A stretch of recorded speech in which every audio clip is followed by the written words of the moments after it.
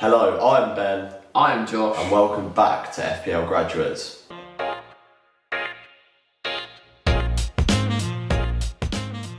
So in today's video, we're going to be making an asset list of the best assets in the Premier League. Yeah, we're basically going to do it in a league format, so we're going to go from 20th of the worst assets in the league to first place. Which team has the best assets in the Premier League? So, starting off in relegation, 20th position. Bottom of the league. We've gone for Aston Villa. They do not have very many assets at all. I think if you're going to pick anyone, it's Grealish, and even then, he's not going to guarantee you to get points because he doesn't get all the goals and assists for that team. Exactly. In defence, their options are very minimal. They concede a lot of goals. The only defensive option I would say is maybe Nyland at 4 million because he might be getting game time. Yeah, a 4 million keeper getting game time is always worth looking to invest in, but if he's conceding goals, obviously it's not going to be worth it. So moving up now to 19th, it's West Bromwich Albion, the newly promoted side. We've gone with them over the other two simply because they have no real FPL assets. I think the only one you could really talk about being a potential FPL asset is Mateus Pereira at 6 million. Got lots of assists, and that's probably why we've put him above Aston Villa, because he has potential to score more points. He's cheaper as well as probably better maybe than Grealish in that West Bromwich side, and yeah, it'll be interesting to see how they do with him. Yeah, they may need to make one or two more signings, but we'll just have to wait and see what they do in the transfer window. So the last relegated side in our asset list is Fulham. They do have a couple assets, and that's why they've just crept above the other two. You're looking at the likes of £6 million Mitrovic.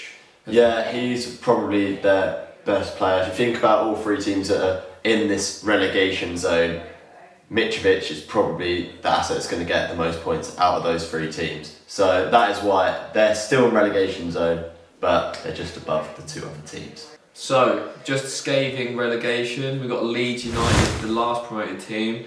The only reason we said that they've gone up there is because they're 4.5 million defenders. Yeah, so they've got a lot of 4.5 and £4 million options that will get clean sheets. Yeah, and they've also signed Rodrigo, who's yet to get a price, but we're thinking around 6 to 7 million. Yeah, I think if it's any more than like 6.5, then it's a no-go. He's not a prolific FPL scorer. I don't think he's going to be. He's only got a few goals in the past couple of seasons. It might be able to create more chances for Bamford though, so that might be a good thing. Yeah, it could be a potential, which is why they've just survived relegation in our FPL Asset League. 16th now, and it's Crystal Palace. Although they have loads of injury woes, when they come back, they've got a decent defence and then some good players going forward. I think the reason why we've put them down so low is attacking. The strikers don't get lots of goals. Zaha has constantly underperformed, so it is a case of whether they can pick that up with Ebarachi Eze and maybe get some more goals this season, but defensively is where Crystal Palace are at. So in 15th place, we've gone with Brighton. Again, they have some solid defensive options and then some good attacking ones too. Yeah, they've got a lot of budget enablers in that team. They've got a few 4.5 million options in defence and midfield, so it's probably the reason why they're there, because they're just a good team to get that formation that you want in. Yeah, a good FPL team. They also have Neil Maupay up front, who could be quite an underdog going into his second season in the Premier League. Right, in 14th place, we've got Newcastle United. The reason they're there is similar to Brighton. They're a good FPL team. They've got lots of players who are decent for the cheap. Alan Saint-Maximin being the main one. Yeah, they've got Saint-Maximin, Ritchie, they've got Lascelles, they've got lots of really cheap options that guaranteed maybe 100 plus points in FPL in a season. Yeah, so moving quickly on to number 13, and we're going with West Ham. Those two teams play each other on the first day of the season. They've got players like Soucek, Jarrod Bowen, Antonio, so many. They've got a lot of 6.5 million options. You even look at it, the likes of Antonio and Haller, who looks pretty good in certain points of the season, so they've definitely got quite a few assets that may get quite a few points. Definitely. So in 12th place, we've got Everton. Quite controversial, but we just feel they're priced quite high. Yeah, their price point is quite high this season. The likes of Richarlison, who's like 8.5 million, that is quite high for that sort of player. Lucas Dean, he does get attacking returns, but for 6 million... It's the clean sheets aren't there really with Everton, especially with Pickford in goal. He's flapping at everything. Yeah. scared watching my Everton assets in defence. We could have put them a couple of places lower, but they do have Dominic Calvert-Lewin. Yeah, 7 million to him. He's a very good player for that price. They also have Moise Kean at 6, I do believe. But if one of those strikers get injured, Ancelotti will definitely play him. He loves him. So in 11th place now, we're going with Southampton. Again, similar to the teams we've just spoken about, they've got a lot of good FPL players. They've got Armstrong 5.5, James Ward-Prowse 6, and of course their bagsman, Danny Ings. Even up front, there are other options. You've also got Shea Adams in his second season. He's a lot cheaper, that 6 million price point, and he could maybe get a bit more confident in the league next season. His stats were saying at the end of the last season, after lockdown, that he was producing better stats than Danny Ings himself. So it could be one of those. It could be a case this season of Shea Adams outscoring Danny Ings. Who knows? So coming in controversially at 10th place, we're going with Arsenal. The main reason for this, they just don't have many good assets other than Aubameyang. Aubameyang is obviously the main one. In defence, they leak a few goals here and there, so it maybe won't be worth it getting any defenders in. The only other good options they got, Bukayo Saka at 5.5 million. He's a good option if you don't want to go for the masses who are going for St. Maximin. So in 9th place, we're going with Sheffield United. The main reason they're quite low compared to like last season is because their prices has been hiked up in their defence. I wouldn't say you want to go with their attacking assets because Sheffield United do not score a lot of goals, but they're so solid at the back. But all of their defenders now and goalkeeper are 5 million and above. Yeah, it's quite expensive, their defence now, so maybe if they kept a similar sort of price, they'd be much higher in the table, but considering they don't score too many goals, don't concede too many goals, so it's still solid for the prices to 5 and 5.5 million, but it's not as good value as last season. So in 8th place, we're going with Wolves. The main reason because of this is because, again, their prices of their defenders have hiked up. Like Willy Bolly last year was 4.5, this year he's 5.5. Also, Raul Jimenez is 8.5 million, and they might not have Doherty. Yeah, Doherty is on his way to Tottenham, I believe, so it could be a case of potentially getting those £4.5 million options in, like Vinagre, who could be that Willy Bolly of this season for Wolves. Yeah, definitely. With Johnny out until maybe even next year, he will definitely be getting some game time.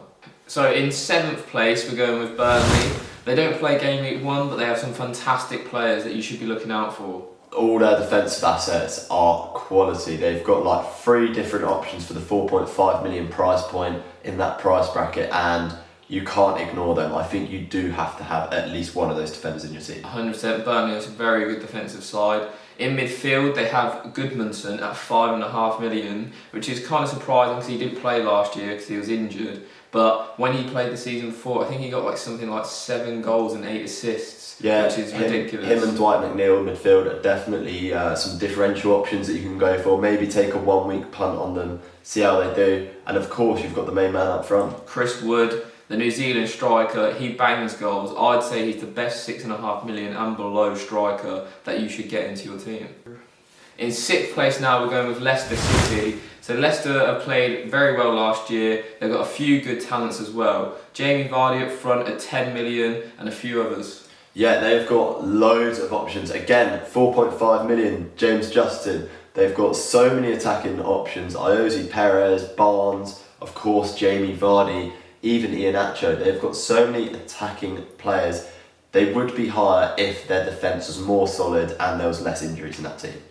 So coming in at 5th place, just missing out on that Champions League spot, is Tottenham Hotspur. Again, similar to Leicester, they've got loads of good players. Harry Kane, Son, Dele Alli, and then the defence is even sharpening up too. Yeah, they are looking like, going into Mourinho's second season, that they could switch and change from a 4 to a 5 back. So Mourinho's definitely looking to get Tottenham a lot more solid. So the potential to get clean sheets is going to be so much higher this season than it was last season. Yeah, Eric Dyer coming in at 5 million. That is an absolute steal for someone who could even take set pieces. Yeah, they've even got the likes of Sessegnon, who could come into the fold this year at 4.5 million. For a player who at Fulham was very attacking, got lots of goals and assists, that could be the surprise bargain of the season.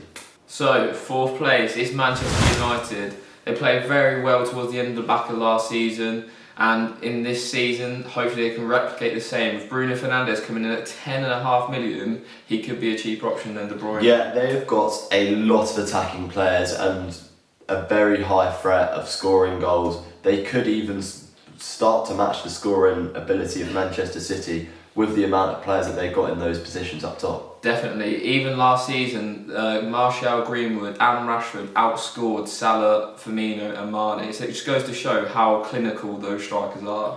Yeah, they're also not too bad in defence either. They've got a few good options in defence, like Luke Shaw, Brandon Williams, depending on who starts.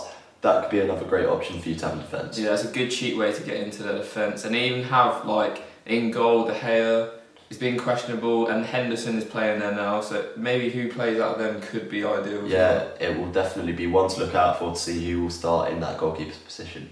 So third place now, we're going to Chelsea.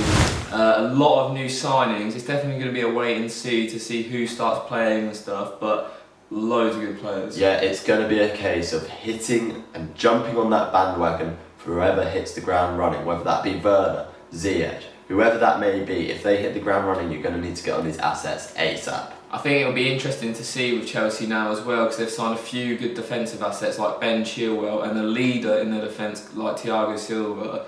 I think that's exactly what they needed to be a little bit more reassured at the back. And I think you might see Chelsea pick up a few more clean sheets this year than they did last. Yeah, they definitely could pick up a few more clean sheets, and we've seen last season Chilwell got a lot of fantasy points, so maybe he can replicate it this season. Definitely. So second place, the one that just missed out on top, is Manchester City. Some unbelievable assets, and if Messi joins them, they're definitely getting top spot. But at the minute, second place, and what assets do they have? They have loads of assets, not only in attack and midfield, but also in defence. They've got the likes of Aguero, Bernardo Silva, Sterling, Mahrez, De Bruyne. There's so many. Foden. The list goes on. The list goes on and on. These attacking players are incredible. I think one to look out for me would be Laporte at 6 million in defence. Man City get loads of clean sheets, and if he's usually the one who always plays, so maybe have a look at him if you're thinking about a Doherty switch to him. Because I think in game week 9, Wolves' fixtures get really hard and Man City's fixtures get easy. Yeah, so I think the reason why we put them second and missing out on that top spot is Pep Guardiola's little roulette. Yeah, you never know who's going to really start an attack, and also because Liverpool, who is the top spot, is the best defence in the league for FPL. Yeah, so let's move on to that top spot. Liverpool, number 1. We think they have the best FPL assets in the Premier League. 1000%. You got Trent, Robbo and Van Dijk just from the defence. You even got Alisson in goal if you wanted to set and forget him. Joe Gomez, as a cheaper option. And then also, it's just attack. You've got Mane, Salah, even Firmino. He'll still return some points. Yeah, there's been a lot of people banging on about the cheaper midfield options as well. You've seen the likes of Naby Keita and Jordan Henderson, 5.5 million for midfielders who do occasionally get attacking returns as well. Yeah, and Ryan Brewster, who's at 4.5, he's fighting for a first team spot against Firmino. It'll be interesting to see if he gets a lot more game time. Yeah, he could have a breakthrough year, kind of like how Greenwood had last year, in fact that he's 4.5 million as well for a Liverpool asset who could potentially be playing and taking their part in the league. Get him in. So that is our FPL tier list. Let us know how you think we did and how you would do it in the comments down below. Yeah, let us know who would win your league in terms of FPL assets. So yes, that's been all for today. My name's been Josh. I'm Ben. And we'll catch you next time. Bye.